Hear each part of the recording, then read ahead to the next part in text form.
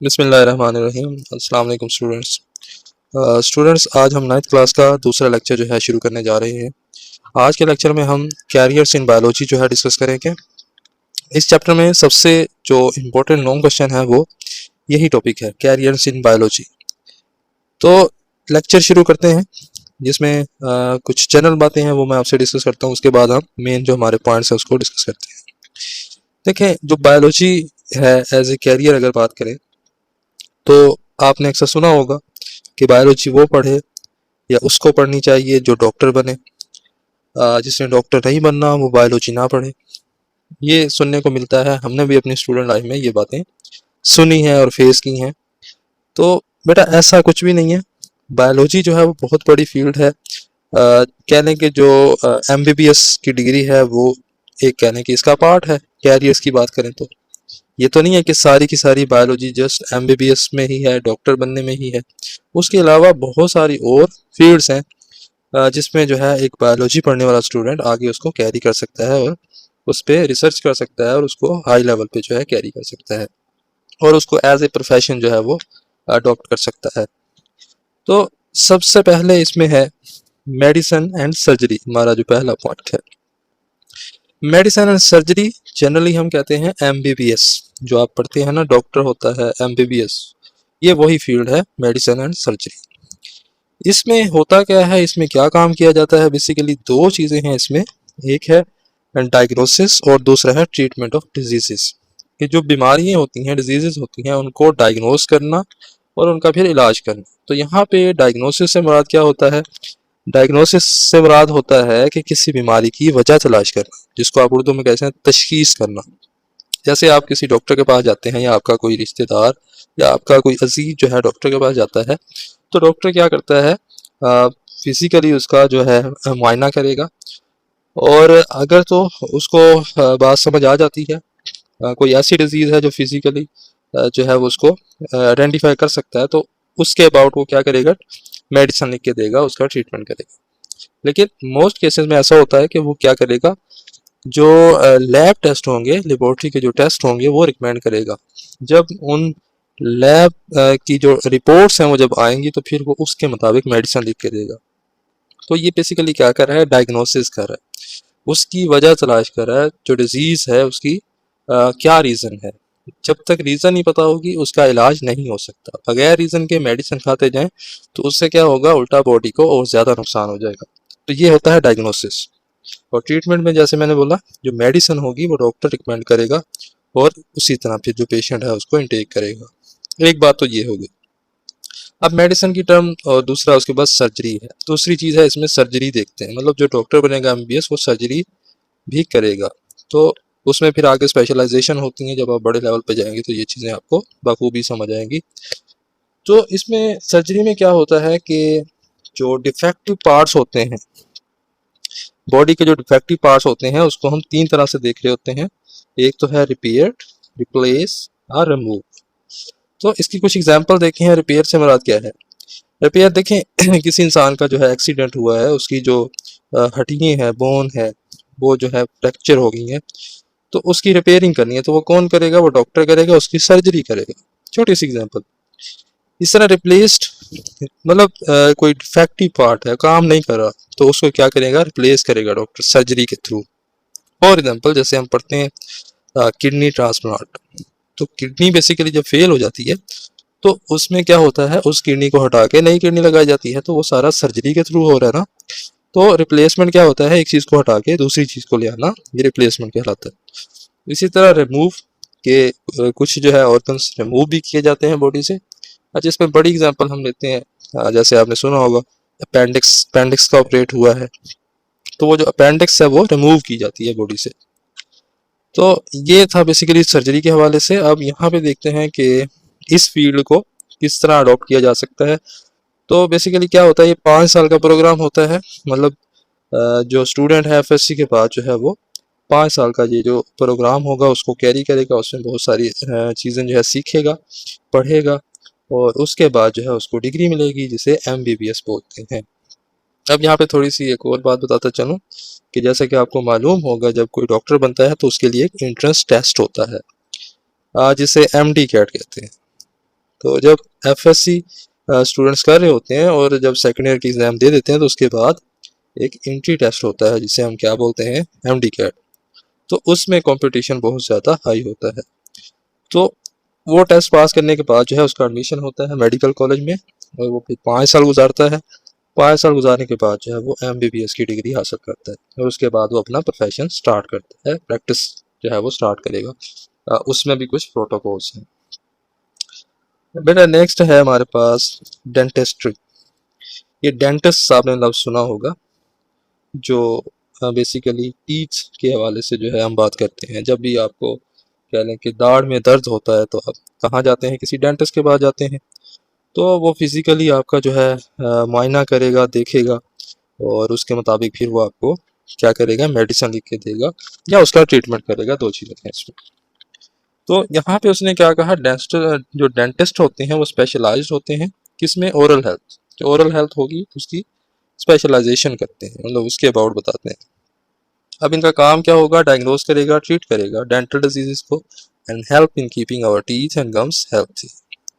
अब ये जो डिग्री डेंटिस्ट्री है, ये कब हम इसमें इनरोल हो सकते हैं और कितने सालों में ये कंप्लीट होती है और इस प्रोफेशन में हम कब आ सकते हैं, ये देखते हैं। FSC के बाद जब आप प्री मेडिकल करते हैं उसके बाद जो है आपका एडमिशन होता है BDS में। BD bachelor of dentistry.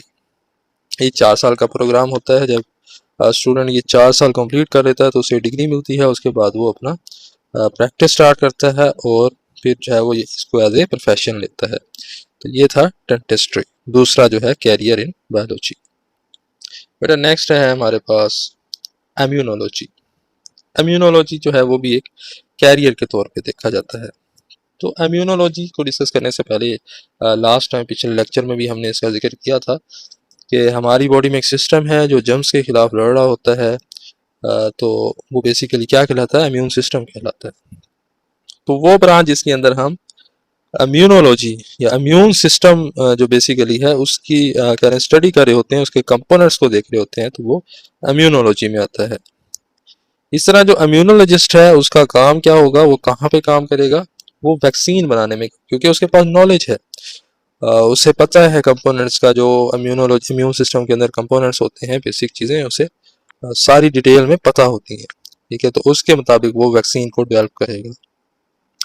Treatment auto immune diseases को ट्रीटमेंट करेगा। ऑटो इम्यून डिजीज को हमने लास्ट लेक्चर में डिस्कस किया था, आप उस लेक्चर में जाके इसको समझ सकते हैं। And improve immune response to infection, और जो इम्यून रिस्पॉन्स होगा उसको बेहतर करेगा ताकि जो फ्यूचर में है इन्फेक्शन जो हो सकती है या इन्फेक्शन होने के चांसेस हैं उसको कम किया जा सके और उसको जो है वो महदूद किया जा सके।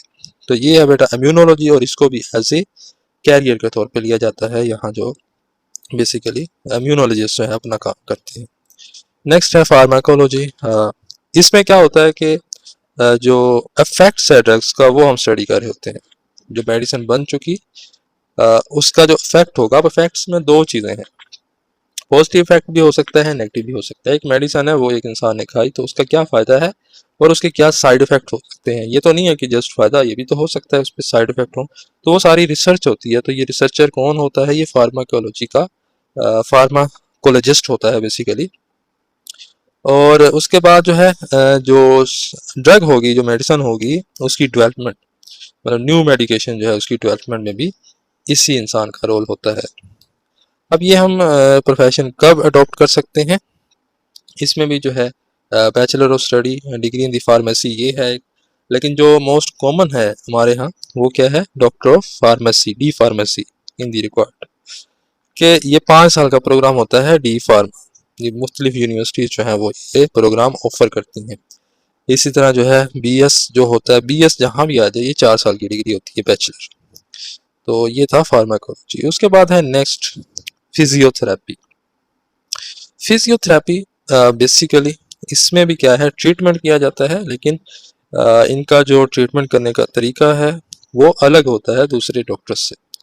इसमें होता क्या है कि जो डॉक्टर होगा, फिजियोथेरेपिस्ट होगा, वो बेसिकली एक्सरसाइज की मदद से जो पेशेंट होगा उसकी जो डिजीज़ है उसको कम करने की कोशिश करेगा या उसको कहने के ख़त्म करने की कोशिश करेगा।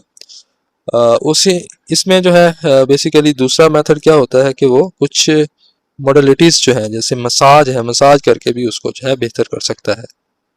तो ये बेसिकली क्या कहलाता है, फिजियोथेरेपी कहलाता है। तो इसी तरह किसी इंसान का जो है एक्सीडेंट हो गया है, जो बोन फ्रैक्चर्स हो गई हैं, तो उस केस में भी फिजियोलॉजिस्ट जो है वो अपना रोल प्ले कर सकता है। अच्छा, लेकिन जो फिजियोलॉजिस्ट होता है उसका काम सर्जरी में नहीं होता, वो सर्जरी नहीं कर सकता, लेकिन वो क्या है, एक्सरसाइज की मदद से या फिजिकली जो है वो चीज़ों को देख रहा होता है। तो ये सारी चीज़ें हैं। अच्छा, इसी तरह किसी इंसान को, या जैसे आपने देखा होगा जो बुजुर्ग होते हैं, तो उनको कह लें कि जो वो जोड़ होते हैं, इसी तरह उनके इश्यूज रहते हैं, और इसी तरह कमर बैक पेन जो है वो रहता है। और कुछ कह लें कि आजकल कह लें कि जो जनरेशन आ रही है उसमें तो नौजवानों में भी ये परेशानी नज़र आई है। तो इन सारी चीज़ों को भी ये फिजियोथेरेपी वाला जो स्पेशलिस्ट होगा वो इसको देख रहा होता है। इसको एक्सरसाइज की मदद से जो है वो ठीक करने की कोशिश करता है, फिजिकल मूवमेंट्स के थ्रू। बेटा इसको हम कब अडॉप्ट कर सकते हैं, तो ये है बेसिकली 4 साल का प्रोग्राम, BS है इन फिजिकल थेरेपी और फिजियोथेरेपी रिलेटेड। तो ये बेसिकली फिजिकल थेरेपी है, फिजियोथेरेपी जो है एक प्रोग्राम है, वो जो हम इनरोल करेंगे उसके बाद 4 साल के बाद जो है इसको एज ए प्रोफेशन जो है अडॉप्ट कर सकते हैं। नेक्स्ट है fisheries and wild life. Fishery लफ्ज निकला फिश से, और वाइल्ड लाइफ क्या होती है, बेसिकली वाइल्ड लाइफ होती है, देखें दो तरह के एनिमल या प्लांट हम काउंट करते हैं, एक होते हैं डोमेस्टिक और एक होते हैं वाइल्ड। डोमेस्टिक अगर एनिमल्स की बात करें, जो हम कह लें कि घर में रखते हैं या उनका कह लें फार्म बनाते हैं, उनको रखते हैं, उससे हम फ़ायदा हासिल कर रहे होते हैं, उससे हम कह लें कि मिल्क ले रहे हैं, मीट ले रहे हैं, इसी तरह एग जो है वो ले रहे हैं, तो वो बेसिकली डोमेस्टिक में आता है। और दूसरी जानब वो जानदार जो नेचुरल हैबिटेट में रह रहे हैं, और जो सारा जो है अपनी मेंटेनेंस सारा कुछ खुद करें, वहाँ कोई कह लें कि इंसान का अमल दखल नहीं होता, वो नेचुरली सारा कुछ चल रहा है, तो वो वाइल्ड लाइफ में आता है। उसमें प्लांट्स भी वाइल्ड लाइफ में आते हैं और इसी तरह एनिमल्स भी आते हैं, तो उसकी भी बेसिकली स्टडी इसमें आती है। तो यहाँ फिशरीज क्या है, फिशरीज में भी जो फिश फार्म होते हैं उनको मेंटेन करना, उनकी देखभाल करना, वो सारा फिशरीज में आता है।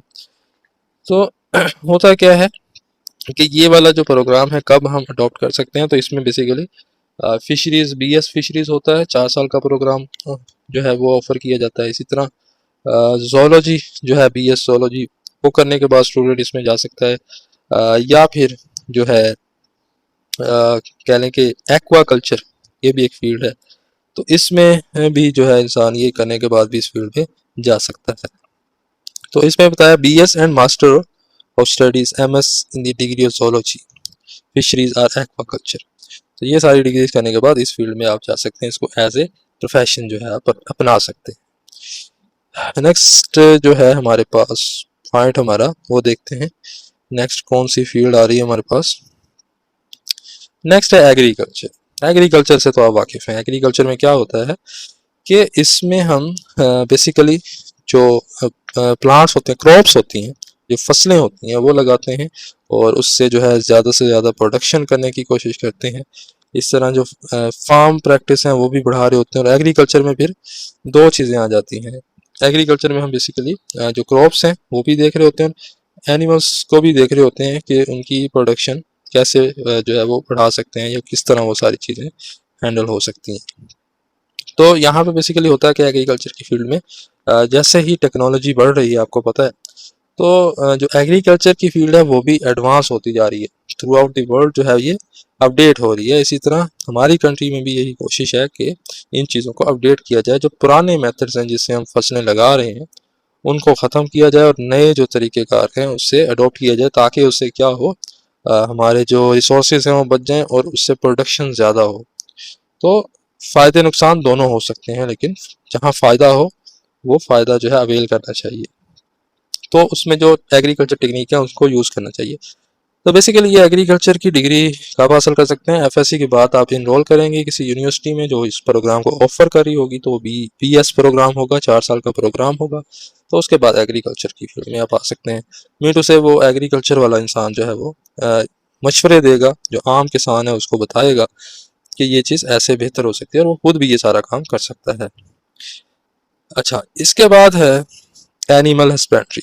एनिमल हस्बेंड्री भी एक कहने प्रोफेशन के तौर पे फील्ड है, और इसमें हम दो चीज़ें देख रहे होते हैं, जो basically breeding and caring of livestock to improve their quality and productivity.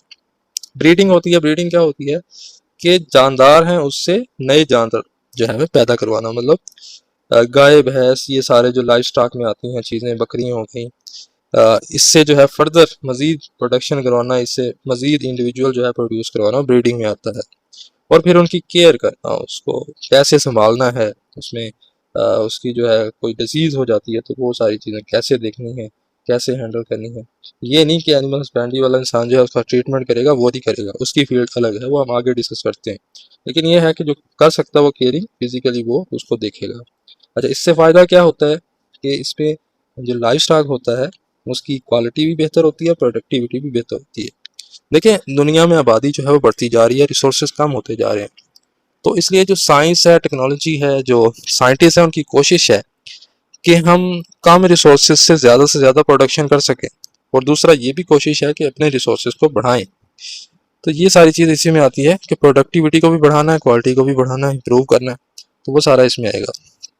ये प्रोग्राम कब हम जो है अडॉप्ट कर सकते हैं, मीनू से इस फील्ड में कब आ सकते हैं, तो इसमें 4 साल का प्रोग्राम होता है एनिमल हस्बेंड्री में, तो जब वो आप कर लेते हैं तो उसके बाद आप इस फील्ड में आ सकते हैं। उसके बाद है नेक्स्ट हॉर्टिकल्चर। हॉर्टिकल्चर, इसके अंदर हम क्या करते हैं, cultivate fruits, vegetables, flowers and ornamental plants.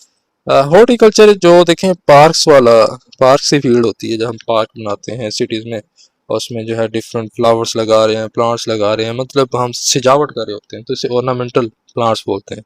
तो वो सारी फील्ड है। इसी तरह जो फ्रूट्स है, जैसे गार्डन लगाते हैं हम, मैंगो का जो बाग है वो लगा दिया, इसी तरह और फ्रूट्स हैं सारे, तो उसको जो इंसान डील कर रहा होता है वो हॉर्टिकल्चर में, मीन से वो उसको स्टडी करता है। इस तरह वेजिटेबल्स हैं, वो किस तरह बेहतर तरीके से उसको जो है उसकी प्रोडक्शन हासिल कर सकते हैं। सनफ्लावर्स हैं, ये सारी चीज़ें। तो इसमें भी क्या होता है, 4 साल की डिग्री होती है, एफएससी के बाद इनरोल होंगे, और जब आप डिग्री कंप्लीट कर लेंगे तो इस फील्ड में भी आ सकते हैं। नेक्स्ट है हमारे पास फॉरेस्ट्री। फॉरेस्ट्री को जो इंसान देख रहा होता है उसे फॉरेस्टर बोलते हैं। ये बेसिकली क्या कर रहा होता है, मैनेज कर रहा होता है, कंजर्व कर रहा होता है फॉरेस्ट को, और उसके साथ साथ वाइल्ड लाइफ को। देखिए, एक एग्जांपल लेते हैं, जैसे आपने एक जो नेशनल पार्क है उसके बारे में शायद सुना हो, लाल सवारा नेशनल पार्क, या इसके बारे में सर्च कीजिएगा। तो ये जो पार्क्स बनाए गए हैं, तो इनका मकसद क्या होता है, ये जो कह रहे प्लांट्स हैं और वाइल्ड लाइफ है, बेसिकली उसको कंजर्व करना है, इसको बचाना। तो एक नेचुरल इन्वायरमेंट के अंदर जो ऑलरेडी लिविंग ऑर्गेनिज्म एग्जिस्ट कर रहे हैं उसको क्या करना है, मैनेज करना है, और उसको कंजर्व करवाना होता है, जिसमें प्लांट्स भी हैं और एनिमल्स भी हैं। तो फॉरेस्ट्री के अंदर ये चीज़ें, ये दोनों चीज़ें हम देख रहे होते हैं कि आया कि इन चीज़ों को हमने कैसे बचा के रखना है, किस तरह इसको वेस्ट होने से बचाना है। तो ये सारी चीज़ है। इसी तरह जो हमारी कंट्री के अंदर और भी बहुत सारे रीजन्स हैं जहाँ पे ये नेशनल पार्क्स बनाए गए हैं, ताकि हम जो हमारे एनिमल्स हैं, जो प्लांट्स हैं, नेचुरल हैबिटेट में रहते हैं, तो उनको कंजर्व किया जा सके। तो ये बहुत बड़ी फील्ड है, ये भी फॉरेस्ट्री। तो एफएससी के बाद 4 साल का प्रोग्राम होता है, बीएस इन फॉरेस्ट्री। तो जब वो इंसान कर लेता है तो फिर उसके बाद जो है वो इस फील्ड में जॉब करता है, और अपनी जो ड्यूटीज़ है वो सर अंजाम देता है। तो उसके बाद जो है ये फील्ड है उसको एज ए कैरियर अडॉप्ट किया जाता है। नेक्स्ट है हमारे पास फार्मिंग। तो फार्म से लफ्ज़ निकला, यहाँ पे फार्मिंग हम कर रहे होते हैं, इसमें जो हम फार्म बना रहे होते हैं बेसिकली, तो वो एनिमल फार्म होते हैं, पोल्ट्री फार्म होते हैं, फिश फार्म होते हैं। इसी तरह फ्रूट फार्म्स, उनका भी जिक्र आता है यहाँ पे, वो भी हम इसी में देख रहे होते हैं। तो यहाँ पे एनिमल फार्म्स, इसके बारे में आप जानते हैं, हमने एनिमल हस्बेंड्री के अंदर पढ़ा कि जो एनिमल्स होते हैं उसकी केयर की जाती है और ब्रीडिंग की जाती है। इस तरह पोल्ट्री फार्म, जैसे ये चिकन आप खाते हैं, पोल्ट्री फार्म से आता है, एग जो है वो वहाँ से आते हैं। फिश फार्म है, ये फिश जो है इसके भी फार्म्स बनाए गए हैं, वहाँ पे ज़्यादा से ज़्यादा प्रोडक्शन की जाती है और उसकी क्वालिटी को भी मेंटेन करवाया जाता है। तो ये सारे फार्मिंग में आते हैं। तो इसके भी क्या लेंगे, डिफरेंट डिग्री प्रोग्राम्स होते हैं। एनिमल फार्मिंग में जो है एनिमल हस्बेंड्री का हमने जिक्र किया, इस तरह एनिमल साइंसेज होता है वो इसमें आता है। पोल्ट्री साइंस जो है एक प्रोग्राम है, बीएस पोल्ट्री साइंस, वो पोल्ट्री फार्म जो है उसमें फील्ड है। इसी तरह फिश फार्म, तो इसका भी वो फिशरीज वाला हमने पढ़ा था, तो वो वाले जो डिग्री जिसने हासिल की होगी इस फील्ड में आ सकता है। तो ये सारी इसमें चीज़ें हैं। इस तरह नेक्स्ट जो हमारे पास चीज़ है वो क्या है, नेक्स्ट हमारे पास पॉइंट है बायोटेक्नोलॉजी। बायोटेक्नोलॉजी के बारे में आप जानते हैं, इसमें हम क्या करते हैं, जानदारों का इस्तेमाल करते हैं, उससे कोई ना कोई ऐसी चीज़ बनाते हैं जो कि इंसान के फ़ायदे के लिए हो। तो ये बेसिकली जैसे आपने 8th क्लास में पढ़ा होगा कि वैक्सीन हम किस तरह बनाते हैं, तो वहाँ पे बैक्टीरिया को यूज़ करते हैं, दूसरी जानिब किसी इंसान के लीवर सेल्स लेते हैं और उसमें से जो है क्रोमोसोम और फिर जीन वो चीज़ें अलग कर रहे होते हैं और उससे जो है वैक्सीन बना रहे होते हैं। ये सारा बायोटेक्नोलॉजी कहलाता है। तो इसमें होता क्या है, मेडिसिन बना रहे हैं, एग्रीकल्चर है और वो बहुत सारी चीज़ें इसमें देख रहे होते हैं। जेनेटिक इंजीनियरिंग पढ़ी होगी आपने। तो 4 साल का प्रोग्राम होता है ये बायोटेक्नोलॉजी का। तो ये भी आप एफएससी के बाद जो है इसमें एडमिशन लेंगे और उसके बाद जो है जब ये डिग्री कंप्लीट हो जाएगी तो आप बायोटेक्नोलॉजी की फील्ड में जा सकते हैं। तो ये फिर इसमें भी बहुत ज़्यादा कह लें कि कैरियर्स हैं। अच्छा, नेक्स्ट है हमारे पास फॉरेंसिक्स। फॉरेंसिक ये बहुत ही कह लें कि इम्पोर्टेंट भी है और आने वाले दौर में इसका बहुत ज़्यादा स्कोप है। फॉरेंसिक आप देखें, आपने एक नाम सुना होगा, जैसे वो जो देख रहे होते हैं आप क्राइम सीन वाले जो आप वो सीरियल देख रहे होते हैं, उसके अंदर देखा होगा कि वो किस तरह किसी क्रिमिनल को पकड़ते हैं। तो वहाँ पे वो सारा फोरेंसिक यूज हो रहा होता है। उस क्रिमिनल का बेसिकली क्या है, उसके जो फिंगरप्रिंट्स हैं बेसिकली उनको देख रहे होते हैं, या जो सस्पेक्टेड लोग होते हैं जिन पे शक होता है तो उनके फिंगरप्रिंट्स देख रहे होते हैं। तो उससे क्या है कि आखिरकार इन्वेस्टिगेशन करने के बाद उस इंसान को जो है वो आइडेंटिफाई कर लेते हैं जिसने वो क्राइम किया होता है। तो ये सारा कौन कर रहा होता है, ये फोरेंसिक्स वाले कर रहे होते हैं, सारा बता रहे होते हैं। इसमें जो डीएनए है वो मैच हो रहा होता है। डीएनए के बारे में फिर आप नेक्स्ट पढ़ेंगे जरा हाई लेवल पे जाकर, किस तरह डीएनए जो है वो मैच होता है और फिर हमें उसे उसके बाद पता चलता है कि ये इस इंसान ने क्राइम किया है। तो वो सारी चीज़ें जो है इसके अंदर आती हैं। ये भी 4 साल का प्रोग्राम है, forensic science in the need for this. तो इसी तरह जो आने वाले दौर है, फोरेंसिक बहुत ज़्यादा ग्रो करने वाली है। हमारे पंजाब में जो है फोरेंसिक की लैब्स जो है स्टैब्लिश हो रही हैं और कुछ वक्त में जो है ये बहुत ज़्यादा ग्रो करेगी। तो इसमें बहुत ज़्यादा चांसेस हैं नेक्स्ट कैरियर के। तो ये थी जो मोस्ट कॉमन हमारे पास कह लेंगे कैरियर्स हैं। इसी तरह और भी बहुत ज़्यादा इंपॉर्टेंट कैरियर्स हैं, उसको भी हम डिस्कस करते हैं कि बायोलॉजी के अंदर और कौन कौन से कैरियर्स मौजूद हैं जो कि आपने शायद कभी सुना भी ना हो, लेकिन वो भी चीज़ें एग्जिस्ट करती हैं। तो बेटा इसमें पहला है वेटरनरी साइंसेस। वेटरनरी साइंसेस की बात करें तो ये जो वेटरनरी साइंस है ये बाकायदा एक प्रोग्राम है, यूनिवर्सिटीज़ जो है इनको ऑफर करी होती हैं। तो इसको बोलते हैं DVM। ये DVM कहलाता है, ठीक है, डॉक्टर ऑफ वेटरनरी मेडिसिन। तो ये बहुत बड़ी फील्ड है, थ्रू आउट दी वर्ल्ड जो है इसको माना जाता है और इस पे इसकी बहुत ज़्यादा डिमांड है। जो कह लें कि DVM करता है वो फिर जो आउट ऑफ द कंट्री है वहाँ भी बहुत ज़्यादा इसकी अपॉर्चुनिटीज़ हैं। इसी तरह यहाँ पाकिस्तान में रह के भी वो बहुत ज़्यादा जगहों पे जो है वो काम कर जो है ये प्रोग्राम ऑफर करती हैं। तो अब इस पे हम देखेंगे कि DVM के अंदर कौन कौन सी चीज़ें हम डिस्कस करते होते हैं। मतलब जो इंसान DVM करेगा तो वो किन चीज़ों से डील कर रहा होगा, वो क्या क्या काम कर सकता है। तो इसमें पहली चीज़ क्या है, डायग्नोसिस करेगा। किसी एनिमल को जो है वो अगर डिजीज़ हो गया तो उसकी तशखीस करेगा। डायग्नोसिस के लफ्ज़ को जो है हम डिस्कस कर चुके हैं। इसी तरह उसका ट्रीटमेंट भी करेगा। तो जो डिजीज़ है उसकी वजह भी तलाश करेगा, उसके बाद उसके लिए मेडिसिन भी रिकमेंड करेगा। और तीसरी जो चीज़ है वो क्या है, सर्जरी। सर्जरी भी करता है, एनिमल्स की सर्जरी को भी डील करता है वो। जैसे पेट एनिमल्स होते हैं उनकी सर्जरी हो गई, और भी एनिमल्स हैं वो सारे सर्जरी इसी में आती है। इसी तरह जो DVM वाले स्टूडेंट्स हैं या DVM डॉक्टर्स होते हैं वो बेसिकली एनिमल्स का पोस्टमार्टम भी करते हैं। पोस्टमार्टम से फिर क्या पता चलता है कि इस एनिमल की डेथ कैसे हुई है, उसकी काजेस पता चलती हैं। नेक्स्ट है इन्वायरमेंटल साइंसेस। इन्वायरमेंटल साइंसेस में हम क्या देख रहे होते हैं, हम पोल्यूशन और नेचुरल रिसोर्सेज, दो चीज़ें जो है वो देख रहे होते हैं। अब जो पोल्यूशन है ये किस तरह कम हो सकती है या इसके कौन कौन से फैक्टर्स हैं, उन सारी चीज़ों को हम देख रहे होते हैं इसमें। और दूसरा नेचुरल रिसोर्सेज जो हैं ये किस तरह जो है पोल्यूशन नेचुरल रिसोर्सेज को जो है वो इफेक्ट कर रही है। तो वो सारी चीज़ें हम इन्वायरमेंटल साइंसेस के अंदर डील कर रहे होते हैं। उसके बाद माइक्रोबायोलॉजी। तो माइक्रोबायोलॉजी के बारे में आप जानते हैं कि यहाँ पे हम माइक्रो ऑर्गेनिज्म जो है उनके ऊपर रिसर्च कर रहे होते हैं, उनके बारे में पढ़ रहे होते हैं। जैसे आपने जिक्र सुना होगा, आपको आप इस कह लें कि दौर से गुजर चुके हैं कोरोना के बारे में। तो वो जो कोरोना है उसके बारे में कौन बताता है, माइक्रो ऑर्गेनिज्म जो है वो बेसिकली वायरस था और उसके बारे में माइक्रोबायोलॉजिस्ट ने ही मीट उसे वो इसके बारे में मालूमात देता है। अच्छा, उसके बाद ये जो माइक्रो ऑर्गेनिज्म है इनका इम्पैक्ट क्या है, मतलब ये हमारे इन्वायरमेंट के ऊपर या जो दूसरे एनिमल्स हैं, प्लांट्स हैं, जो इंसान है उसके ऊपर इनका क्या इफेक्ट होता है, क्या इसका असर होता है, तो उसको समझना वो सारी चीज़ें ज़रूरी हैं। तो ये भी माइक्रोबायोलॉजी, ये भी 4 साल का प्रोग्राम होता है BS माइक्रोबायोलॉजी।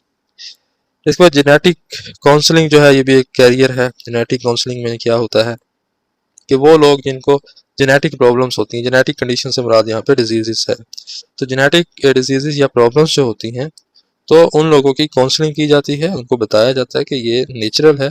तो उसके बाद क्या है, उनको रिकमेंड किया जाता है, उनको इस बात पे राज़ी किया जाता है कि आप जो है टेस्टिंग करवाएं।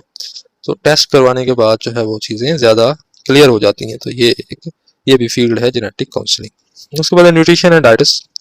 न्यूट्रिशन एंड डाइट्स में क्या होता है कि जो इंसान इसको डील कर रहा होता है, इसको पढ़ रहा होता है, तो उसको जो फूड के कंपोनेंट्स हैं, जो चीज़ें हैं, जो कह लें कि डाइट है, उसके बारे में पता होता है डिटेल में। तो वो लोगों को एडवाइस करता है कि ये चीज़ खानी चाहिए, ये नहीं खानी चाहिए, या इसके खाने का क्या फ़ायदा है, और इसके खाने का मीट उससे अगर ज़्यादा इंटेक करेंगे तो क्या नुकसान हो सकता है, या कौन कौन सी चीज़ों से अवॉइड करना चाहिए, या किस चीज़ को कितना इंटेक करना चाहिए। ये सारी चीज़ें जो है न्यूट्रिशन वाले डिस्कस कर रहे होते हैं। इस प्रोग्राम को बोलते हैं HND, human nutrition and diets, HND से बोलते हैं। पब्लिक हेल्थ में क्या है, जो कम्युनिटीज़ हैं, जो पॉपुलेशन रह रही है, उनकी हेल्थ को इम्प्रूव करना है। किस तरह कर सकते हैं, एजुकेशन मतलब अवेयरनेस दे सकते हैं, उनको बता सकते हैं कि आपने इन चीज़ों से एहतियात करनी है, और इस तरह जो है अपने लाइफस्टाइल को जो है वो चलाना है। इस तरह पॉलिसी मेकिंग है, मतलब हेल्थ के अबाउट जो है पॉलिसी बनानी है कि ये चीज़ें होनी चाहिए और ये नहीं होनी चाहिए, और वो सारी चीज़ें हाई लेवल पे होती हैं। इस तरह रिसर्च है, कोई कह लें कि इशू है हेल्थ के हवाले से, कोई ऐसी डिजीज़ है, तो उसको कैसे हम हैंडल कर सकते हैं, कैसे उसको कम कर सकते हैं, तो वो रिसर्च होती है सारी। तो वो सारा भी इसी के अंदर आता है। इस तरह बायोमेडिकल इंजीनियरिंग, देखिए बायोमेडिकल इंजीनियरिंग क्या होती है, जैसे आप किसी डॉक्टर के पास जाते हैं, या वहाँ पे आपने देखा होगा अल्ट्रासाउंड मशीन पड़ी है, इतना बड़ा सेटअप है, तो वो जो मशीन है वो किसने बनाई है, बायोमेडिकल इंजीनियर ने बनाई है।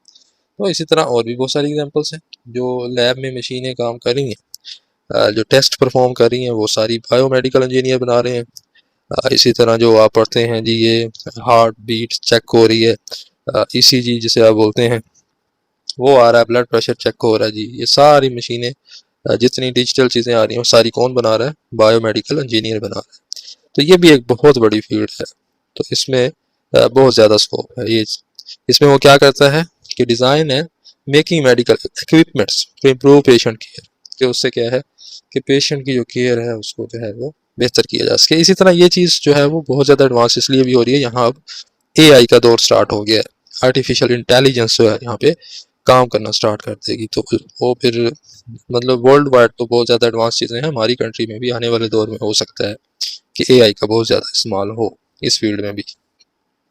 इस तरह बायो इन्फॉर्मेटिक्स है, ये भी एक एडवांस फील्ड है, आने वाले दौर में अभी भी इसका बहुत ज़्यादा स्कोप है। इसमें होता क्या है, इसमें हम बायोलॉजिकल डाटा जो है उसको देख रहे होते हैं, उसका एनालिसिस कर रहे हैं। बायोलॉजिकल डाटा क्या होता है, जैसे DNA है, DNA की सीक्वेंस जो है वो हम कंप्यूटर के अंदर सेव करके रखते हैं, और जब हमें ज़रूरत पड़ती है तो उसको स्टडी करते हैं। तो कंप्यूटेशनल टूल बेसिकली सॉफ्टवेयर्स होते हैं, तो उनको यूज़ करके ये चीज़ें सारी स्टडी करे होते हैं। देखिए इतना ज़्यादा डाटा होता है, कोई भी स्पीशी है, उसकी जो प्रोटीन की स्ट्रक्चर है और DNA की सीक्वेंस है, तो वो तो बहुत ज़्यादा होती है। तो उसको हम ऐसे लिख के बुक में या किसी नोटबुक में तो नोट नहीं कर सकते ना, तो क्या है उसमें कंप्यूटर में हमने सेव किया हुआ है उसको। तो उसमें फिर डिफरेंट सॉफ्टवेयर है, जब भी हमें किसी चीज़ की, किसी सेल की स्पीशीज़ के हवाले से वो जो चीज़ रिक्वायर होती है, तो फिर हम उन सॉफ्टवेयर को इस्तेमाल करके वो डाटा सारा हासिल कर लेते हैं। तो ये बेसिकली बायो इन्फॉर्मेटिक्स के अंदर आता है, और ये बहुत बड़ी फील्ड है। ये भी एडवांस डिजिटल फील्ड के हवाले से बात करें तो इसमें दोनों चीज़ें, कंप्यूटर और बायोलॉजी दोनों एक साथ काम कर रही होती हैं। तो ये था बेटा आज का हमारा लेक्चर, जो कि बहुत ज़्यादा इंपॉर्टेंट था। इसी तरह कुछ और बहुत सारी चीज़ें हैं जो मैं आपके साथ डिस्कस करना चाहता हूँ, लेकिन हमारा जो लेक्चर है वो लेंथी हो जाएगा। जिसमें जो बेसिक चीज़ें होती हैं आपको पता होना चाहिए कि डिग्रीज जो हैं वो कौन कौन सी होती हैं, मतलब कि जैसे FSC के बाद बैचलर BS है, फिर MPhil है, और वो सारी चीज़ें। अच्छा, उसके अलावा और भी कुछ चीज़ें डिस्कस करने वाली थी, तो अगर आप कमेंट सेक्शन में मुझे कहेंगे कि वो उस पर वीडियो बनाई जाए, तो मैं उस पर भी वीडियो बनाऊंगा। और इस चीज़ पे भी वीडियो बन सकती है कि ये जो प्रोग्राम्स हैं पाकिस्तान में किन किन यूनिवर्सिटीज़ में ऑफ़र किए जा रहे हैं, और हम इसमें किस तरह एडमिशन हासिल कर सकते हैं। तो वो सारा एक जो रोड मैप है वो बताया जा सकता है। तो ये आपके इंटरेस्ट पे होगा, अगर आप इंटरेस्ट शो करते हैं तो मैं इस पे भी वीडियो बना दूंगा। तब तक के लिए अल्लाह हाफिज़। चैनल को सब्सक्राइब करें, फॉलो करें, शेयर करें, आपका अपना चैनल है।